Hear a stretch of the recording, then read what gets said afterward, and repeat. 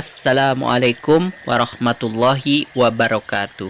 Wilujeng enjing barudak kumaha daramang mugia ayat tina kawilujengan, amin ya robbal alamin.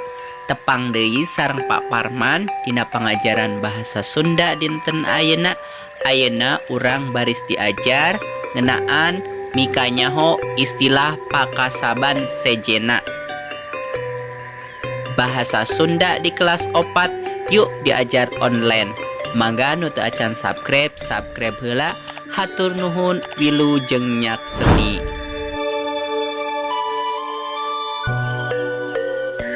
Tujuan pangajaran dinten ayeuna anu kahiji mikanyaho istilah pakasaban sejena.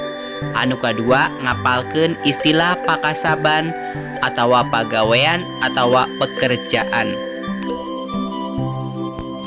Anu salajengna nyaeta apalkeun kumaraneh istilah-istilah pakasaban di handap. Anu kahiji nusok jualan disebutna padagang.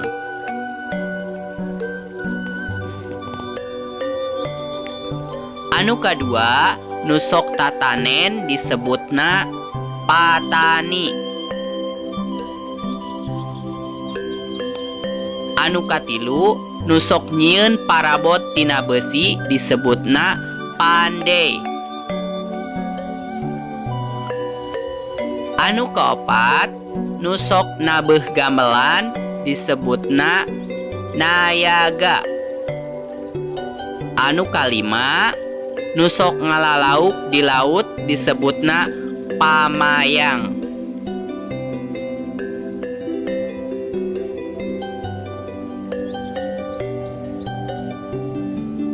Tah eta sawatara istilah-istilah pakasaban nu aya di sabudeureun urang. Itulah sebagian istilah-istilah jenis pekerjaan yang ada di lingkungan sekitar kita. Alhamdulillahirabbil alamin. Pangajaran bahasa Sunda dinten ayeuna parantos rengse. Mugia aya manfaatna. Hapunten bilih aya kalepatan. Hatur nuhun. Wassalamualaikum warahmatullahi wabarakatuh.